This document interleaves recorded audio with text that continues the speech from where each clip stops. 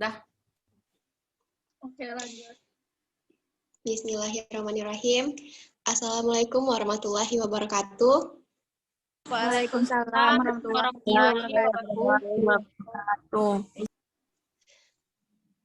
Baiklah, selamat siang teman-teman semua. Pada pertemuan kali ini kita akan mulai untuk seminar proposal yang mana pemateri pertama itu ialah Susi Yamti, kemudian pemateri kedua Meiza Mardita, dan pemateri ketiga ialah Nazifah Hulhasanah. Nah, langsung saja kepada pemateri pertama Susi Yamti. Silakan mulai seminar proposalnya. Assalamualaikum warahmatullahi wabarakatuh. Waalaikumsalam warahmatullahi wabarakatuh. Baiklah, saya Suslianti. Saya akan mempresentasikan seminar proposal saya dengan judul Pengaruh Penggunaan Media Sosial WhatsApp Terhadap Hasil Belajar IPS Siswa Kelas 3 Sekolah Dasar Negeri 012 Pelangko, Kecamatan Kelayang, Desa Pelangko. Di sini terdapat bab 1, bab 2, dan bab 3. Bab 1 itu ada pendahuluan, bab 2 ada kajian teori, dan bab 3 ada metodologi penelitian. Pada bab 1, pendahuluan. Pada kemajuan teknologi saat ini adalah sebuah fenomena yang nyata yang tidak bisa kita hindari, serta menjadi kebutuhan primer bagi masyarakat modern saat ini. Teknologi informasi dalam era modernisasi dan globalisasi mengambil peranan yang sangat penting dalam berbagai bidang. Salah satu di antaranya dalam bidang pendidikan. Sistem pembelajaran atau pengajaran dalam dunia pendidikan semakin mengalami inovasi atau perubahan dengan tujuan untuk memajukan pendidikan tersebut agar sumber daya manusia di Indonesia mampu menghadapi perubahan-perubahan yang akan terjadi di masa pendatang. Menurut Daryanto, menyatakan bahwa proses pembelajaran merupakan proses komunikasi dan berlangsung dalam suatu sistem, maka media pembelajaran menempati posisi penting sebagai salah satu komponen sistem pembelajaran.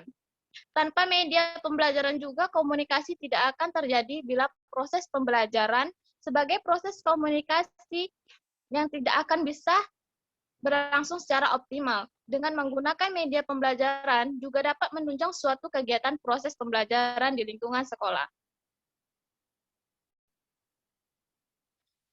Di sini juga terdapat rumusan masalah. Yang pertama yaitu bagaimana gambaran dalam proses pembelajaran IPS melalui media WhatsApp. Yang kedua, berapa besarkah pengaruh media sosial WhatsApp terhadap hasil belajar IPS siswa? Di samping juga terdapat tujuan penelitian. Berdasarkan rumusan masalah yang ada, maka tujuan penelitian ini sebagai berikut. Yang pertama, meningkatkan hasil belajar siswa kelas 3 SD negeri Pelangko dalam menggunakan media WhatsApp pada mata pelajaran IPS. Yang kedua, dapat mempermudah guru dan siswa dalam berkomunikasi jarak jauh. Yang ketiga, mempermudah siswa dalam menggunakan jaringan internet dalam proses pembelajaran. Di sini juga terdapat manfaat penelitian. Penelitian ini dapat bermanfaat di antaranya yang pertama yaitu bagi peneliti, yang kedua bagi guru, dan yang ketiga bagi siswa. Selanjutnya yaitu ada definisi operasional. Dalam penelitian ini, definisi operasional variabelnya adalah sebagai berikut. Yang pertama, media sosial. Media sosial adalah alat atau sarana yang digunakan untuk menyampaikan pesan dari satu ke lainnya seperti media sosial WhatsApp. Yang kedua yaitu teori bahasa. Bahasa adalah bersifat acak, menyatakan bahwa bahasa yang berbeda menggunakan kata-kata yang berbeda untuk menunjukkan hal yang sama. Biasanya tidak ada hubungan fisik antara suatu kata dengan referennya. Selanjutnya yaitu bab 2, kajian teori. Yang pertama yaitu media sosial. Pengertian media sosial.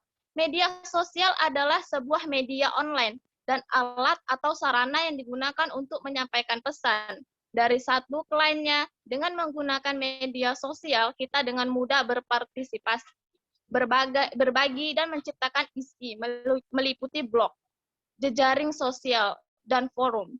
Pendapat lain mengatakan bahwa media sosial merupakan media online yang mendukung interaksi sosial, dan media sosial yang menggunakan teknologi berbasis web yang mengubah komunikasi menjadi dialog interaktif. Yang kedua itu ada teori bahasa. Bahasa adalah sistem komunikasi manusia yang dinyatakan melalui susunan suara atau ungkapan tulis yang strukturnya untuk membentuk satuan yang lebih besar, seperti kata dan kalimat.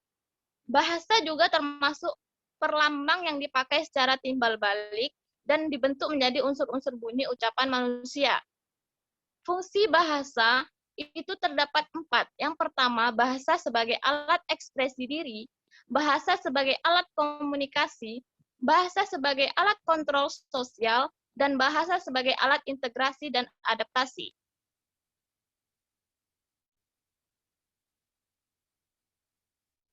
Yang terakhir yaitu bab 3, metodologi penelitian. Yang pertama itu desain penelitian.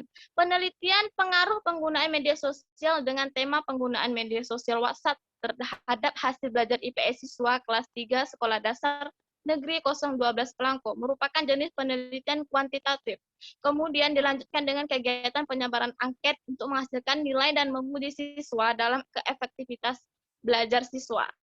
Yang kedua yaitu tempat penelitian. Penelitian ini dilaksanakan di SD Negeri 012 Pelangko, Kecamatan Kelayang, Desa Pelangko. Sedangkan penelitian ini dilakukan pada siswa kelas 3. Yang C yaitu subjek penelitian. Subjek penelitian menurut Suhasimi Arikunto tahun 2016-26 memberi batasan subjek peneliti sebagai benda, hal atau orang tepat data untuk variabel penelitian melekat dan yang dipermasalahkan. Subjek dalam penelitian ini adalah siswa kelas 3 SD Negeri 012 Pelangko. Selanjutnya yaitu instrumen pengumpulan data. Instrumen pengumpulan data menurut Sumadi Suryabrata adalah alat yang digunakan untuk merekam pada umumnya secara kuantitatif keadaan dan aktivitas atribut-atribut psikolog. Atribut-atribut psikologis itu secara teknis biasanya digolongkan menjadi atribut kognitif dan atribut non-kognitif. Menurut Suryabrata 2008, Ibnu Hajar berpendapat bahwa instrumen merupakan alat ukur yang digunakan untuk mendapatkan informasi kuantitatif tentang variasi karakteristik variabel secara objek. Menurut Ibnu Hajar 1996. Terima kasih. Selanjutnya saya serahkan kepada moderator. Terima kasih kepada Susianti atas penjelasannya mengenai proposal Susi. Nah, selanjutnya kita masuk ke materi kedua, yakni Meza Mardita. Kepada Meza, waktu dan tempat dipersilahkan.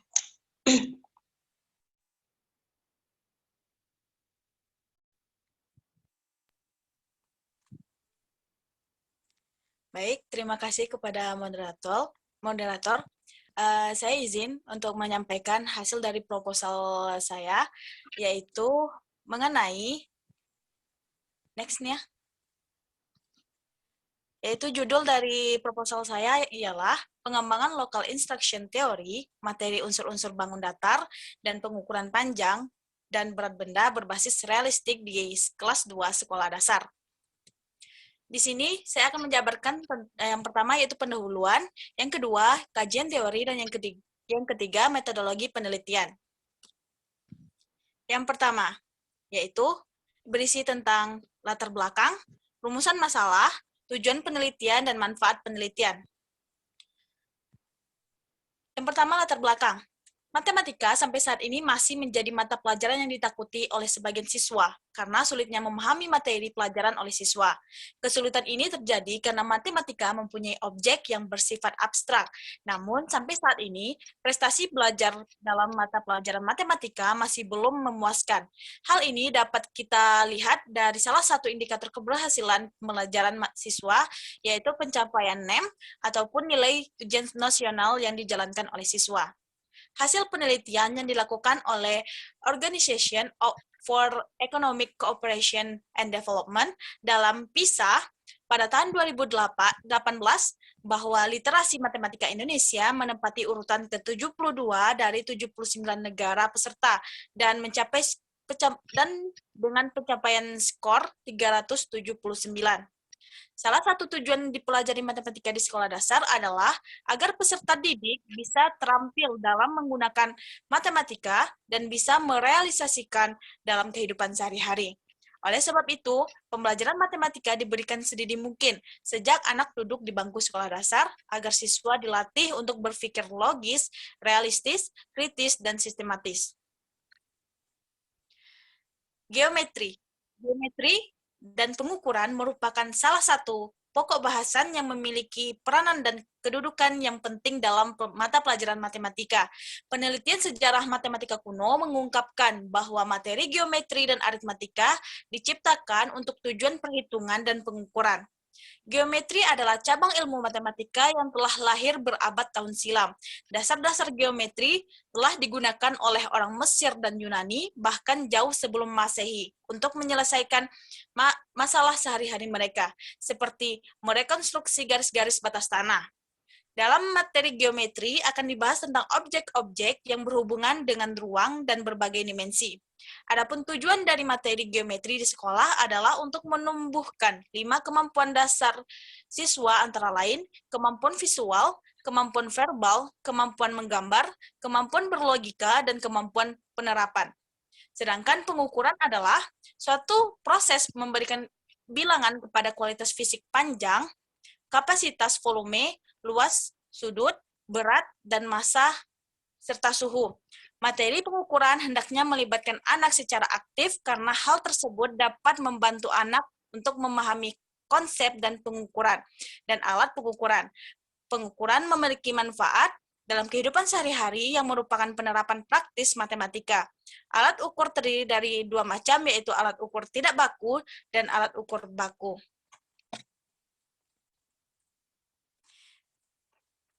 Dari permasalahan mengenai konsep geometri dan pengukuran di sekolah dasar, maka pembelajaran yang menggunakan pendekatan realistik bisa dijadikan salah satu alternatif dan dari penyelesaian masalah.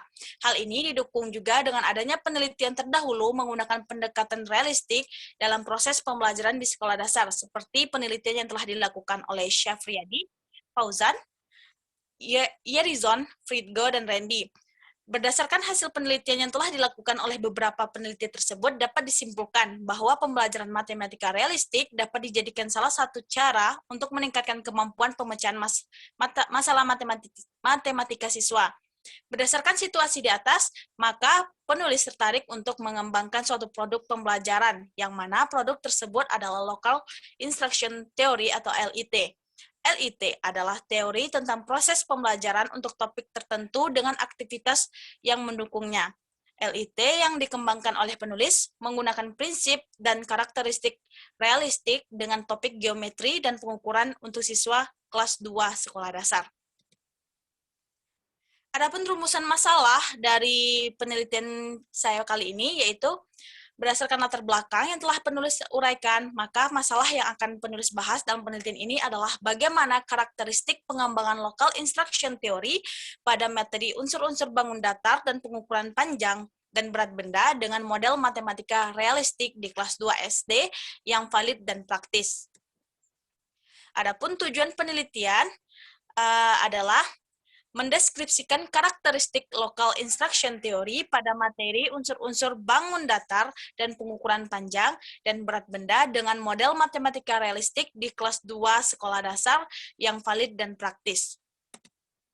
Selanjutnya, manfaat dari penelitian. Yang pertama yaitu manfaat teoritis. Sebagai referensi dan kajian tentang pengembangan local instruction theory pada materi unsur-unsur bangun datar dan pengukuran panjang dan berat benda di kelas 2 sekolah dasar. Manfaat praktis, yaitu bagi siswa, penelitian ini diharapkan dapat menjadi pengalaman baru bagi siswa kelas 2 sekolah dasar dalam pembelajaran matematika, menggunakan desain pembelajaran yang digunakan guru di kelas. Bagi guru, hasil dari penelitian ini diharapkan dapat digunakan untuk membantu guru dalam memilih desain pembelajaran dan dapat digunakan untuk pengembangan penilaian. Dan bagi sekolah, penelitian ini diharapkan untuk membantu sekolah dalam penyusunan desain yang dapat digunakan guru dalam kegiatan belajar mengajar. Selanjutnya yaitu kajian teori. Yang pertama, model matematika realistik. Menurut Reza, model matematika realistik adalah suatu pendekatan pembelajaran yang orientasinya kepada penalaran siswa yang bersifat realistik dan ditujukan kepada pemikiran siswa yang sistematis, praktis, logis, dan kritis yang berorientasi kepada penalaran matematika dalam penyelesaian masalah. Sedangkan menurut Wibowo, Realistic Mathematics Education atau RME adalah sebuah pendekatan dalam pembelajaran matematika yang melibatkan siswa untuk mengembangkan pemahaman siswa dengan mengeksplorasi dan memecahkan masalah yang ditetapkan dalam konteks yang terlibat ketertarikan siswa.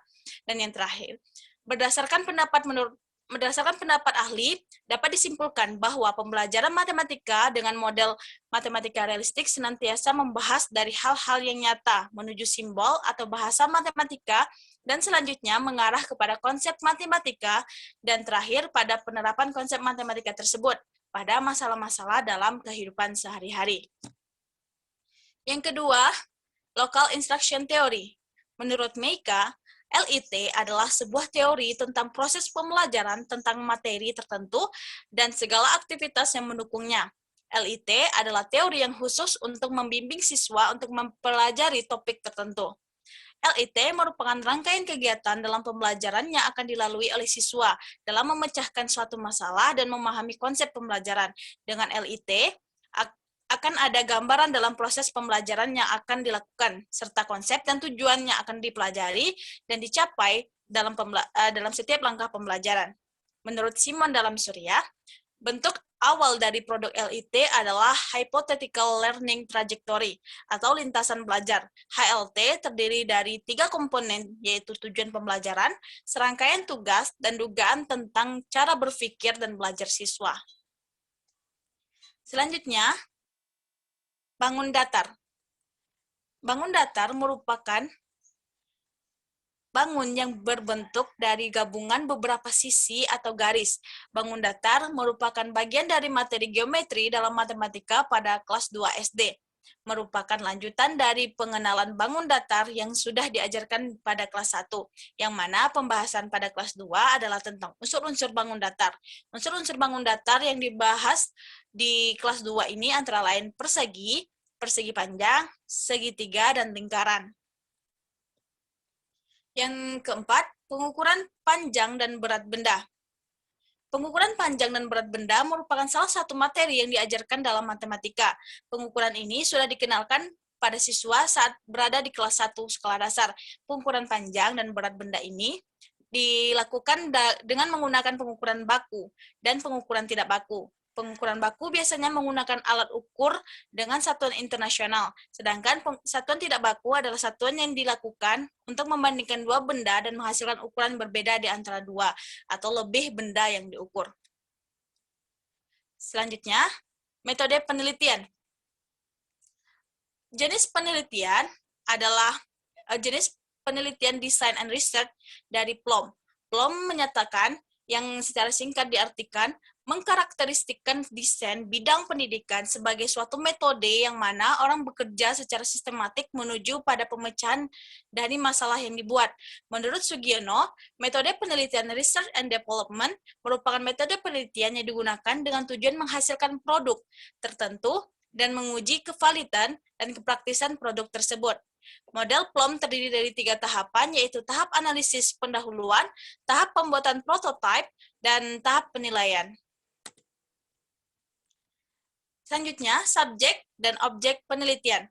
Dalam penelitian ini, yang menjadi objek dari penelitian adalah local instruction theory yang menghasilkan subjek penelitian siswa kelas 2 sekolah dasar, validator ahli, guru, dan peneliti.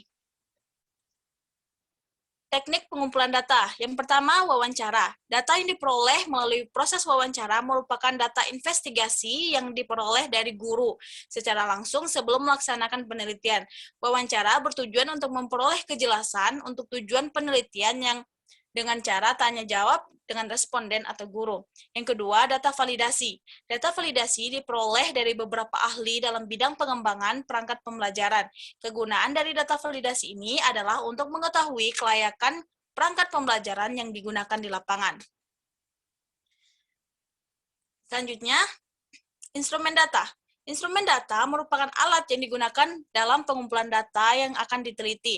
Dalam penelitian ini ada beberapa instrumen yang digunakan. Yang pertama yaitu lembar wawancara yang berisi beberapa pertanyaan yang akan diajukan kepada guru pada tahap analisis pendahuluan.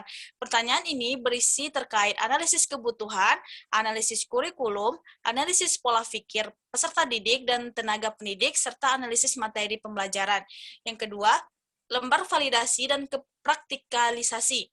Lembar validasi dan praktikalisasi ini berguna untuk mengetahui apakah perangkat pembelajaran yang dikembangkan valid dan praktis. Kevalidan dan kepraktisan dapat diketahui melalui nilai rata-rata, sedangkan kepraktisan ini didapat dari penilaian di setiap lembar praktikalisasi.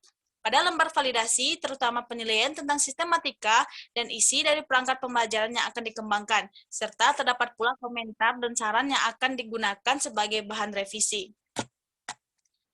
Dan yang terakhir, teknik analisis data. Penelitian ini dilakukan dengan analisis kuantitatif dan analisis deskriptif dalam pengelolaan datanya. Analisis kuantitatif ini digunakan untuk mengelola data dalam bentuk angka dari angket validasi dan angket uji coba produk. Sedangkan analisis deskriptif digunakan untuk mengelola informasi yang diperoleh dari hasil wawancara dan observasi pada fase pendahuluan. Baiklah teman-teman, demikianlah yang dapat saya sampaikan pada kesempatan kali ini. Saya kembalikan kepada moderator. Terima kasih. Terima kasih juga kepada Miza atas penjelasan materi proposalnya. Nah, selanjutnya kita akan masuk ke pemateri ketiga, yakni Nazifahul Hasanah. Kepada Nazifah, waktu dan tempat dipersilahkan.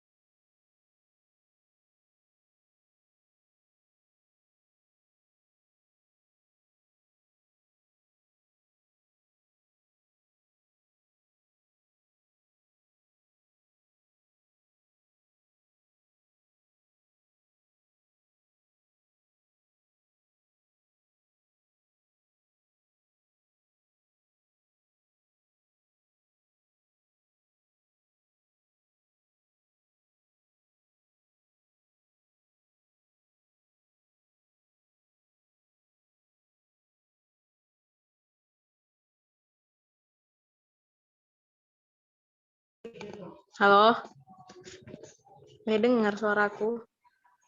Iya, Nazifah. Silakan, Nazifah. Dengar. Maaf ya, Weh, tadi keluar dia. Giliran aku sekarang. Iya, Nazifah. Silakan dimulai aja. Ya, Assalamualaikum warahmatullahi wabarakatuh. Waalaikumsalam warahmatullahi wabarakatuh.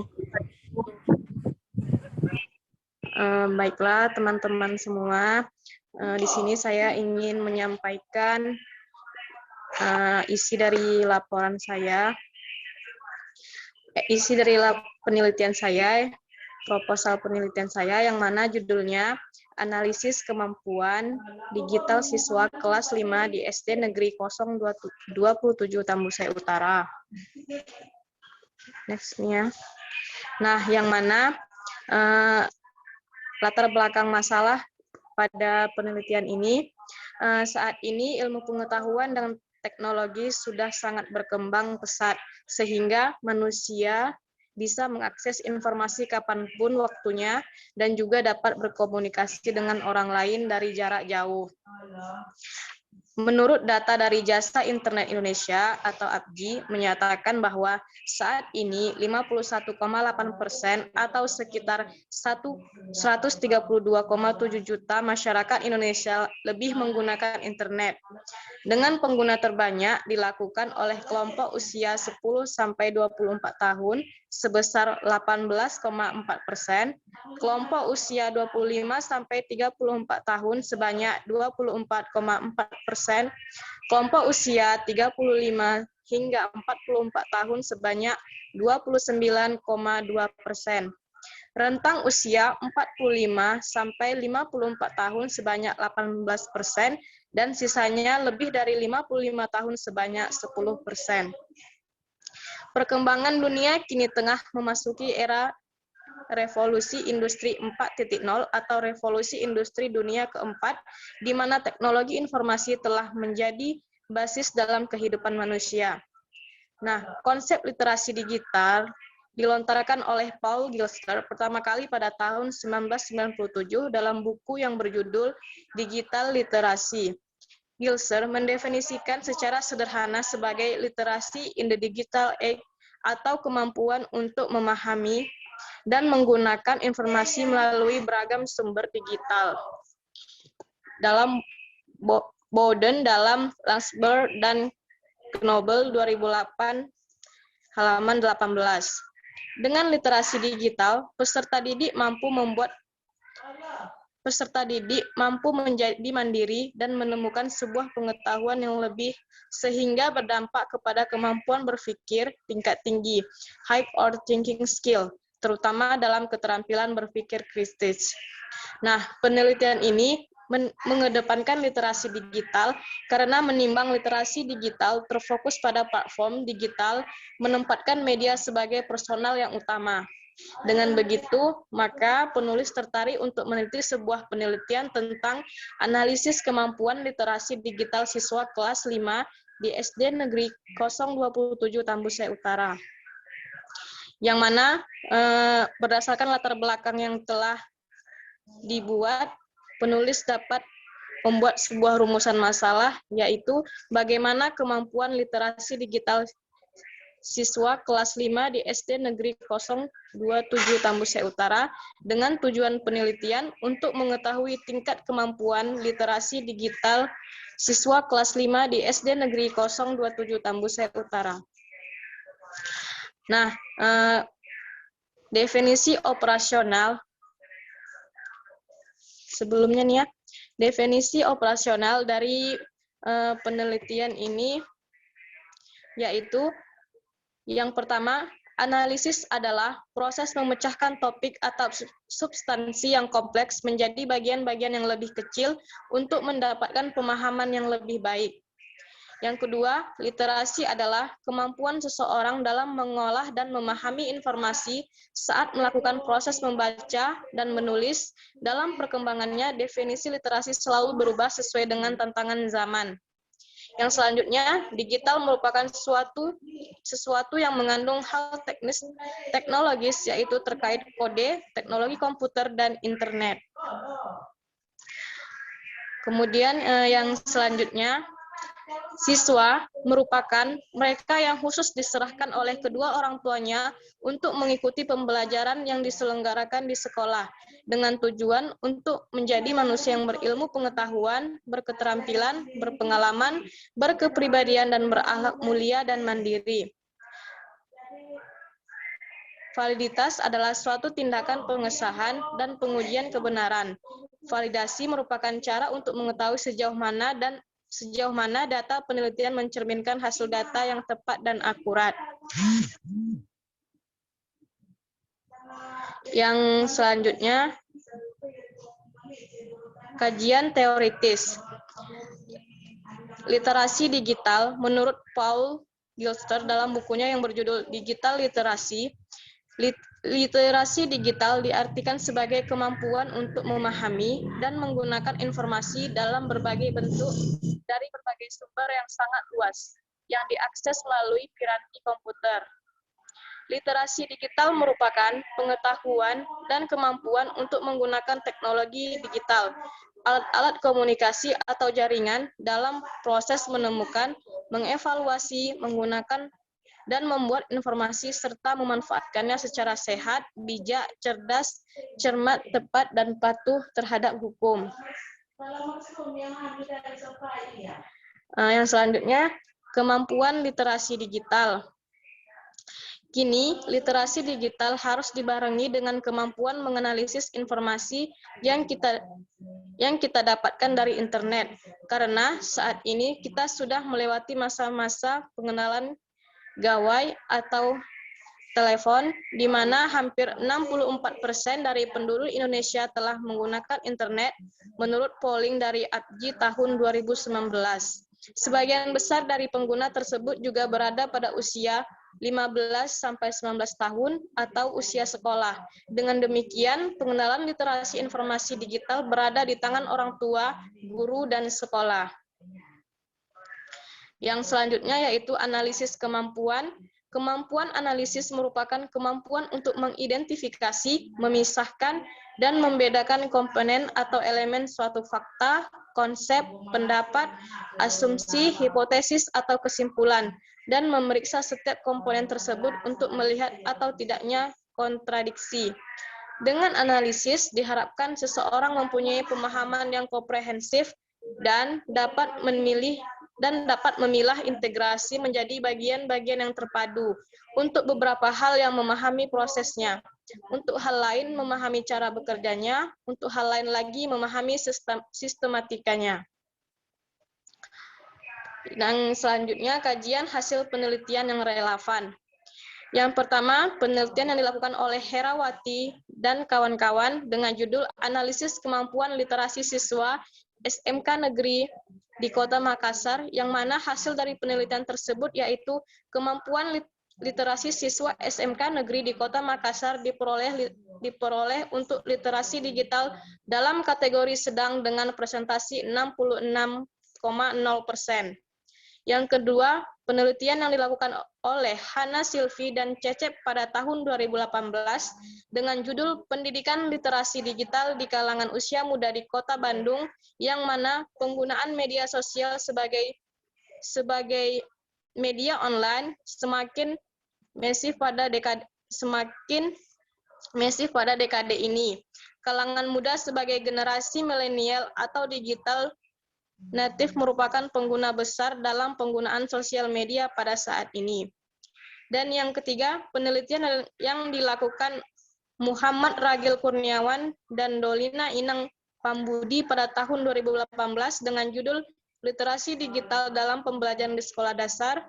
Mereka melakukan penelitian dengan menggunakan pendekatan metode deskriptif kuantitatif. Yang selanjutnya yaitu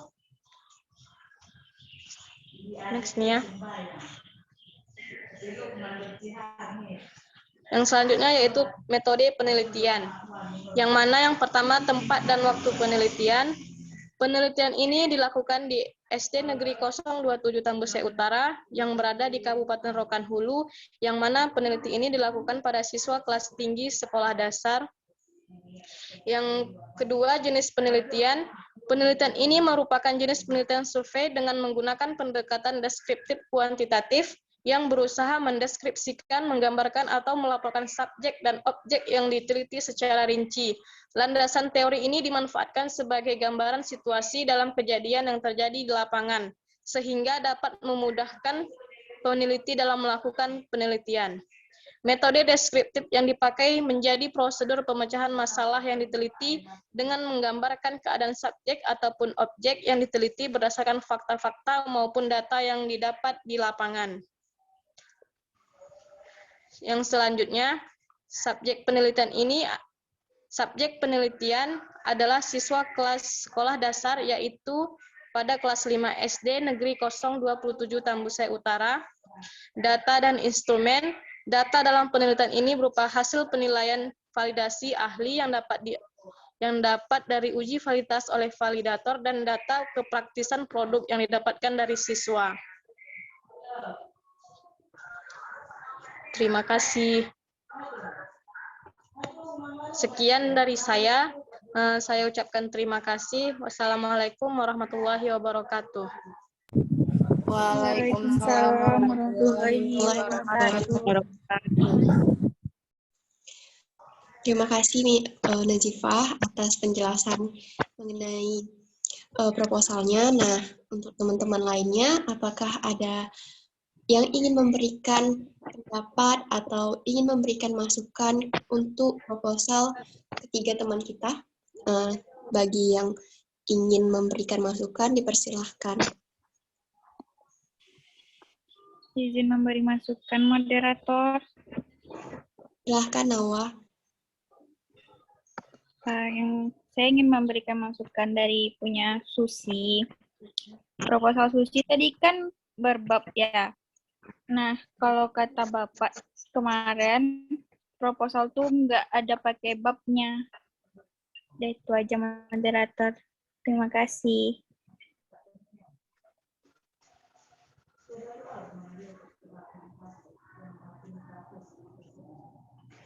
Terima kasih kepada Nawa yang sudah memberikan sarannya. Ya, sama-sama Susi. Terima kasih ya, Nawa. Teman-teman yang lain, apakah ada yang ingin menambahkan atau memberikan masukan gitu untuk proposal ketiga teman kita? Aku tadi mau minta maaf tadi kayaknya yang punya aku manfaatnya nggak kebaca ya. Langsung ke kajian teori. Ada tadi kan manfaatnya tuh nggak kebaca kayaknya. Maaf ya, Be. Iya, nggak apa-apa, Pak. Nggak apa-apa. Ya.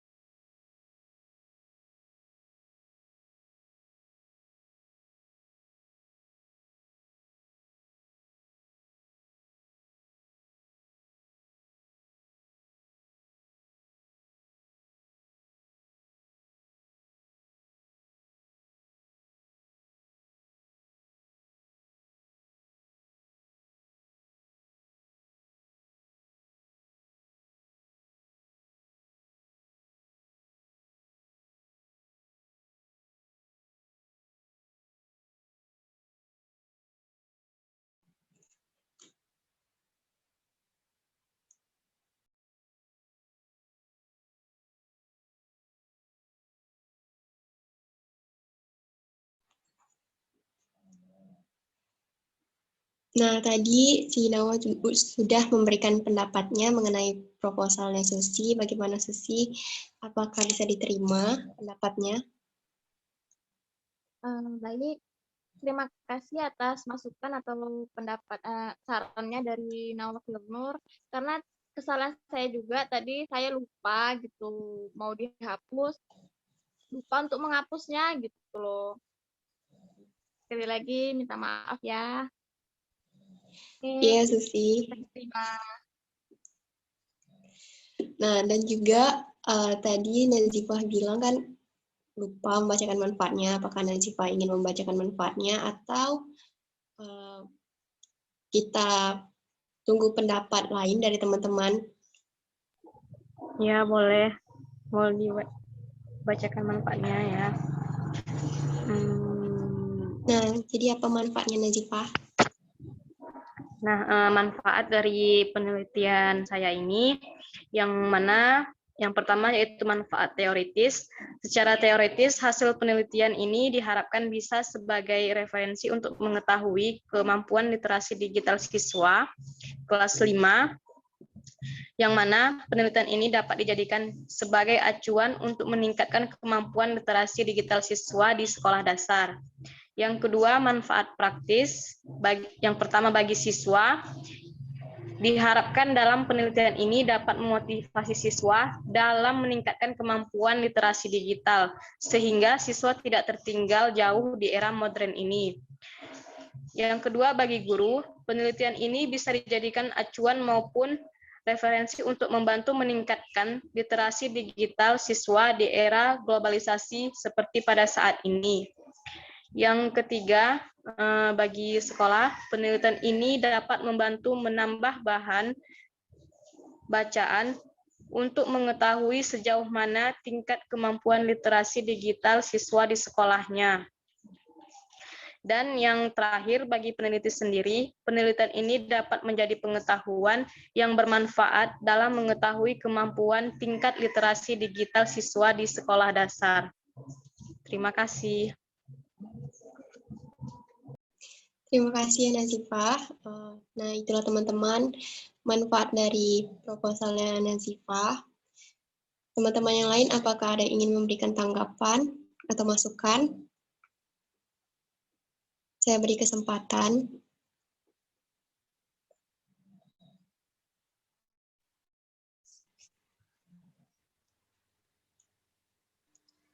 Mary mau nanya ke Nazifah.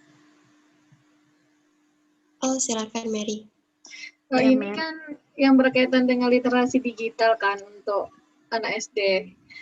Nazifah materinya itu ke semua yang berkaitan dengan digital, berarti kan termasuk dengan TIK gitu kan. Itu fokus semua digital atau gimana? Yang materi yang akan diteliti sama Nazifah. Oh, yang Diva teliti ini kan kemampuannya kan, analisis kemampuan mereka gitu. Nah,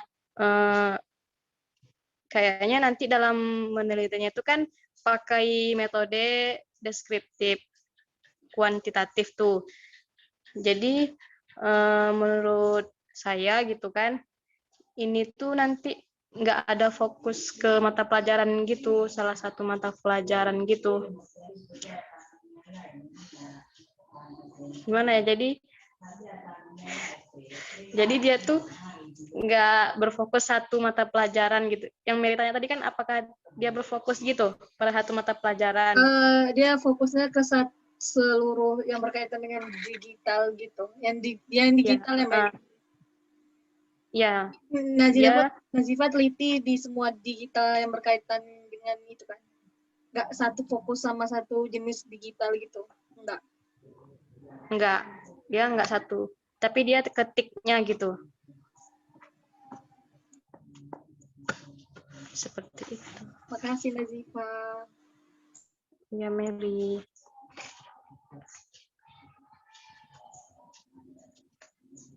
Oke, teman-teman. Mungkin jika tidak ada lagi yang ingin memberi tanggapan atau pertanyaan lainnya, kita sudahi saja pertemuan pada hari ini. Terima kasih atas waktu semua. Saya minta maaf apabila ada kekurangan, kesalahan. Saya akhiri. Wassalamualaikum warahmatullahi wabarakatuh. Waalaikumsalam warahmatullahi wabarakatuh. Terima kasih. Makasih, moderator.